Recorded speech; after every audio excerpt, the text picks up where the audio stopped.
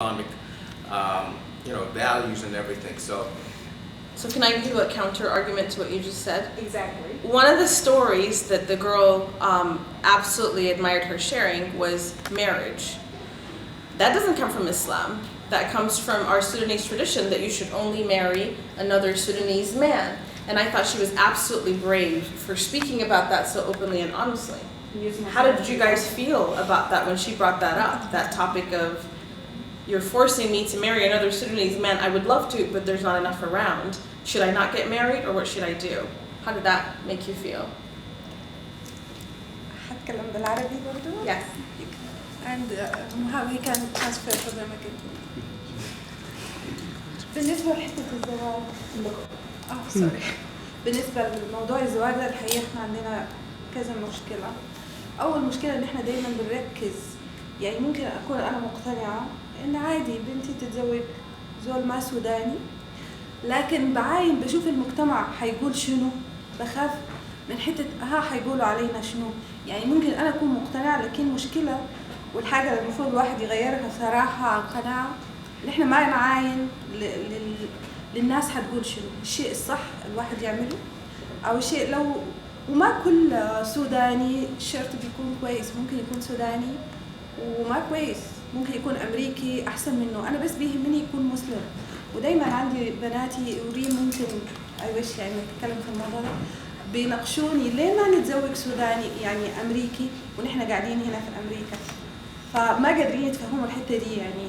فأنا شايفة إن ده شيء عادي، ومهم إن يكون زول كويس بصرف النظر عن يعني هو جنسيته شنو، لونه شنو. فأنا شايفة المفروض ما نعاين لبرا يعني للناس هدول، لكن شيء عادي المهم يكون مسلم. I wanted to say Samia's presentation really had so much to do with it. She did say assimilation, which I feel like as a society we're still in this box of our Sudanese culture that we're not ready to be out of.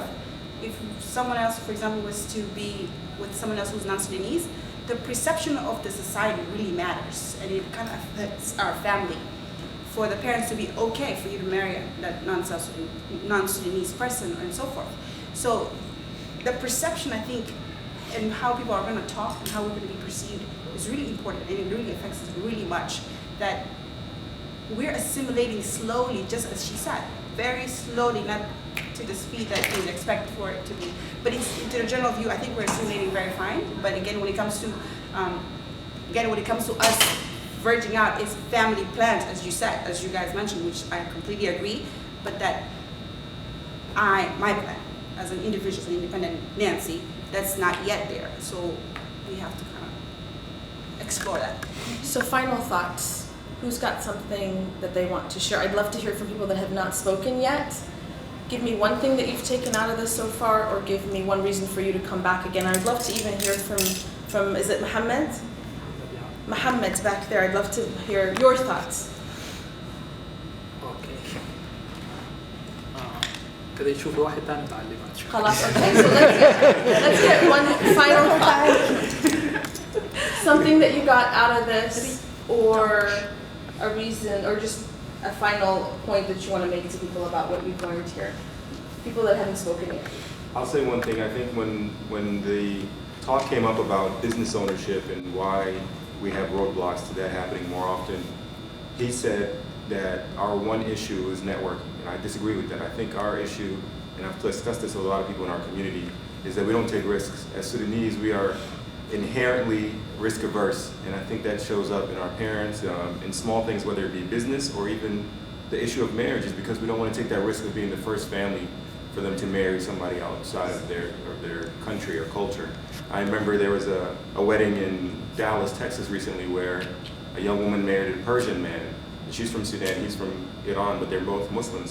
And that video went viral because everybody's watching. What did it look like? Were people going crazy? No, it was fine. It was a traditional wedding. Everybody enjoyed it. So I think the issue is that we are risk averse, and that is kind of seeping into our blood and our culture, even though we are trying to be against that, but our families have had so much influence. And I think that's what your point is, Nancy, is that we want to be more independent, but not necessarily in a way where we were getting away from the culture. But no, we're taking it, making it better, but now we still have our own voice. So I think that's something very important that we need to jump out and do something. And I think that's Saba's biggest mission, is that they're taking this big risk and jumping out there now and going into the pool, you know, but it's a calculated risk. And I think with the youth help and with all of us here, I think it's going to be a very successful run that they're going to have. And without politics. And without politics and without conflict, because we've had that for years. We've had the politics, we've had the conflict, we've had the we're better than you, you're better than us, you're different than us. We've had that, and that hasn't taken us anywhere, and that's what's destroying the world out there right now. So how can we come together, unite, and actually have a vision? And one of the things that I love that you said is that, you know, we're the leaders of tomorrow, that we need to do this. So there's a bunch of people that are going to watch this video and say, oh, they'll never do anything. Oh, so what do we tell these people that say no way, nothing's ever going to happen, nothing's ever going to change, we're always going to be the same group of people? What's the thought there? Watch me work. Watch me work. I love it. Your own worst enemy. Yeah, you can be your own worst enemy. You can be part of the problem, you can be part of the solution, you decide. Be part of the solution. Yeah. Mohammed, what did you want to share? Okay. First I need to share with الكلام اللي كان بيقولوه عن the culture gap between the new generation and the parents. And I think the problem is إنه most of the parents أول ما يجوا ما بيكونوا شغالين بأطفالهم شديد، يعني بقول لك ده طفل لسه let him do whatever we need to do.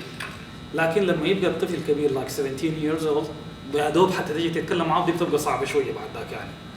to establish يعني القيمة اللي أنت داير تكون فيه من الأول. يا مفروض تبدأ معه من الأول وبأسلوب حواري جميل، يعني يكون يعني ما تفرض رأيك عليه وتسمع منه وتديه بقناعة، لكن تبدأ من البداية ما بعد ما يقول شديد. دي I think أكثر حاجة مهمة كان مفروض الآباء ينتبهوا لها في التربية. One quick point. We talk a lot about our parents, but to be honest, they're very innocent people who came here and tried to do their best. So there also should be some sort of effort where we try to communicate to new parents that are new to raising their children here in the United States.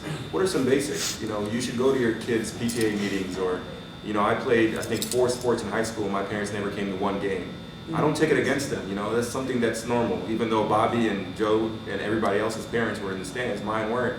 It's not that they didn't mean to be there, it's just they were making akid for me at home. They were making, you know, they were at work, they were busy. So with your point about starting with them from early on, they need to know that. They need to know that there's going to be more hand-holding, there's going to be more watching and supporting here in the United States than there is in Sudan. In Sudan, you can open up your door in the morning, go to work and come back and everything will be set on the table. Here, no, you have to let them know, please set the table, you know, do this and that, and kind of walk them through it until they become their own. So we talk a lot about the different shortcomings our parents had, but at the same time, they did it without any training. They did it without any support. So there's a lot to be said about the good that's also come out of it. Aman, do you have any final thoughts? As someone who's organized all of this and helped so much with I'm very happy and impressed to hear all of that. While planning, we had a lot of challenges, a lot of hard working we went through. Planning was not easy to do.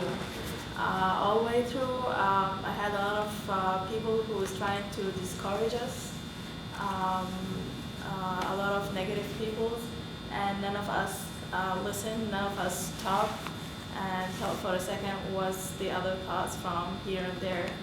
And today, I'm very happy to see all of this outcome, because now I think I can go forward. That was just the start, and we need all of you so we can be fully successful. So I'm glad to hear all of those thoughts and opinion and feedbacks. And then can you guys communicate with everyone through the Facebook page that you guys have? Like post this video and communicate? Yeah, I think Facebook will be our first checkpoint here. Yep, please go to just search for Saba, SAPAA on Facebook. And join and send it to your friends. Yep, join us. And we also have our website, www.sapaa.org, and we have. And I want to remind everyone one more time for the mentoring program. I really want to encourage this practice. So seeing all of this young generation here, if you are looking for a mentor or interested of the idea, please do shoot us an email. And then I have a couple of volunteer professional here who would like to be a mentor for young Sudanese American. we will try to be the connection and hook that up and take it from there. I think that's a great opportunity for Yep. people. Can we all give a hand of applause for Sapa?